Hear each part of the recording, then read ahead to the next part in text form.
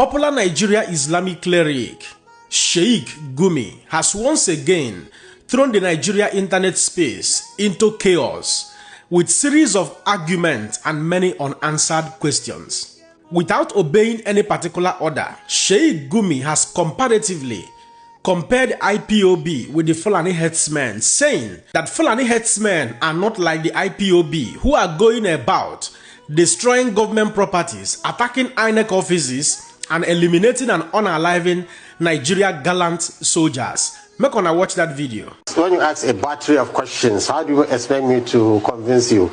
Let me step one by one. IPOB is attacking the police, is attacking the army, is attacking INEC, government institutions, killing our men in service. And the herdsmen are kidnapping children, not to kill them, to get money. So how can you compare somebody who's killing our gallant men in the armed forces directly, attacking them, to somebody who's kidnapping children to make money, not to kill them? Look, we need some fairness in what we are doing. Similarly, in the most recent interview section, Sheikh Gumi has maintained that he is ready to be at the forefront of the delegation that will be meeting the government of the Federal Republic of Nigeria, the government of Alhaji Bola Ahmed Tinubu, on a call towards granting Nnamdi Kanu amnesty, presidential pardon, or clemency. If and only if Nnamdi Kanu shows remorse, repentance for his sins, and ready to make peace, that he wouldn't mind leading that delegation to the government of Alhaji Bola Ahmed Tinubu to grant him amnesty. Mona, watch the video. The question is, let's look at the perpetrators, which you advocate for. Allow me to use the word. Do you think we should even be having a conversation with them, especially those who are killing and driving a genocidal agenda? We can maybe have a conversation around economic conversation. Okay, first, I'm not advocating for them. I'm advocating for Nigeria, so that we see how we can tackle this menace. Let me tell you,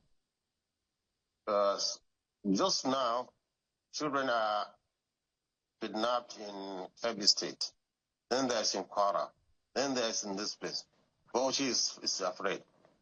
Yet, with such number of outlaws that can disorganize Nigeria, and you want a military that is trained to fight a guerrilla war, which even America could not even succeed in Afghanistan.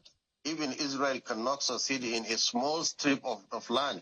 A guerrilla war, our army is not designed for a guerrilla war. No army is designed for that. This kind of people we are showing now. No army is designed for it. So since we have people that are ready to put down their arms, then why do you always decide it has to be kinetic? Let me give, for example, now this Kanu that was in prison for terrorism, for agitating that our soldiers should be killed. If the same Kanu now will show remorse and also call for peace, honestly, I will be in the forefront in calling for his pardoning and amnesty for him. Look, Shagari, our president, we are from the same, actually, town, or in fact, related with Shagari. He gave amnesty to Ojukwu. Look at Omar Eradua. He gave amnesty to the military More so, Sheikh Gumi goes further to stretch his advocacy for terrorism, banditry, and other associated crimes in Nigeria by letting Nigerians on national televisions know that kidnapping of school children is better than going into communities, ransacking and unaliving people. That as we speak, that things are getting better, that bandits and terrorists are no longer unaliving people indiscriminately, but rather kidnapping school children and other Nigerians at large simply for money making, collecting ransoms in order to become rich and richer. Make us listen to Sheikh Gumi. Yes, in fact, kidnapping school children from school is less evil than going into a town and ransack it. Before, we are getting death by hundreds, going into town, kill anybody, children. So now they are taking children safely without killing them. So I think we are almost reaching the climax of negotiation and preaching to them will encompass all of them so that we have permanent peace. This is what we hope, and this is what we are aspiring for. Okay, so your own belief now is that kidnapping students is way better than ransacking a community. Is that what you're saying? I just want to get that right. Yeah.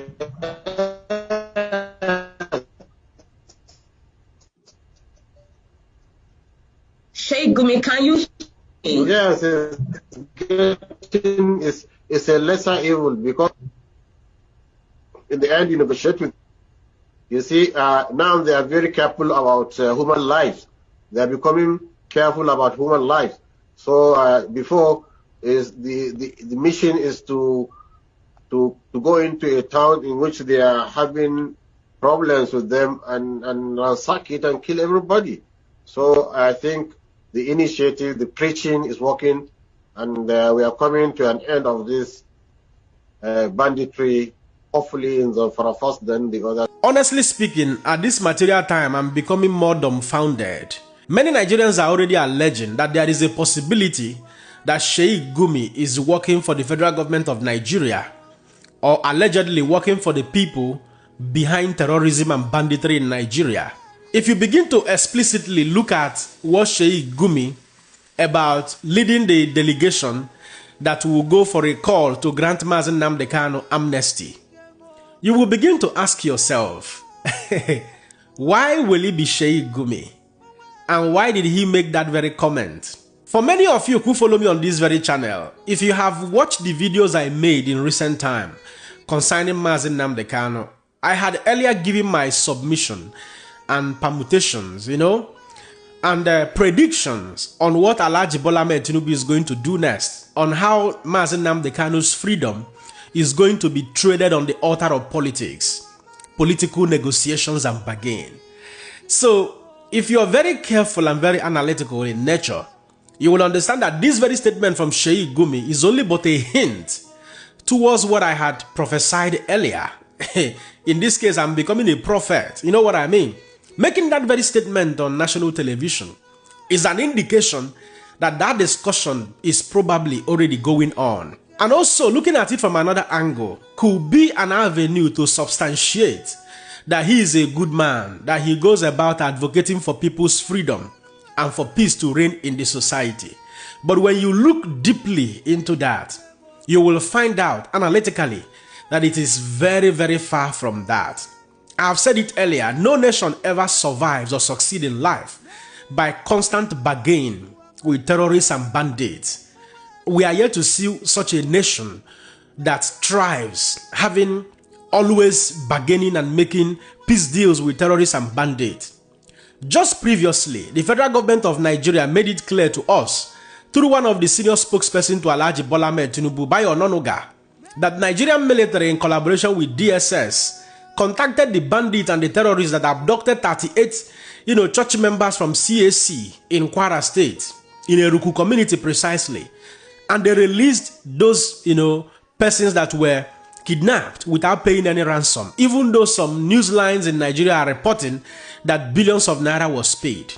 Now, to shock you, just in the last few hours, it has also been reported again that bandits strike again in the same Eruku community in Kwara State, making away with 11 victims, kidnapping 11 residents from the same community. Now, the bigger question is, if kidnapping for ransom sake, for making money, is better than unaliving soldiers, is better than burning government properties and all of that, and if also the peace deal is working, why are we still having incessant, unending kidnapping? Do you know that when you kidnap somebody and release that person, that trauma will never leave that person again? Some persons might even lose their lives in the next few hours, in the next days. Yes, it is possible as a result of trauma. He is not even looking at the psychological and the emotional damages that are being done to people that are being kidnapped. Let's just assume that they don't buy people, they don't unalive people, which is impossible, which is a lie from the pit of hell. Because most of the kidnap incidents we have had so far, this bandit will always unalive people. Just check around how many kidnap scenes we've had in Nigeria in the last, 5 days and count the number of lives that were lost. Again, he is trying to convince all of us that kidnapping is better than unaliving people or burning government properties and destroying government properties and all of that. But just in the last weeks, a brigadier general was unalived in this country by bandits and terrorists. Omo, I don't know how to explain it any longer, but I am tired. I am tired. It's hard to live in this country, Nigeria. We have lost our sanity collectively under the leadership of Alhaji Bola Ahmed Tinubu, under the APC-led administration. It is terrible. I hope, say, the children that are growing up will not learn rascality and satanism, fanatism, and radicalism from this incessant display of rascality by our political office holders, religious leaders on the internet space. The internet does not lie. Whatever you say, the Igbos in their wisdom will always say that na alo baharo obulo menana. When evil ages, it becomes a tradition. It will get to a point in this country that kidnapping will become a tradition. It will become part and parcel of us. Simply because somebody like Sheikh Gumi is promoting it to be better than destruction of government properties or unaliving people. What else is worse than kidnapping someone and holding that person hostage, telling the person to pay millions of naira in order to regain his or her freedom? Nigerians, I will allow you guys to be the judge as always. Don't forget to let me know what you think in the comment section and share this video. Man, another person see him. God bless you.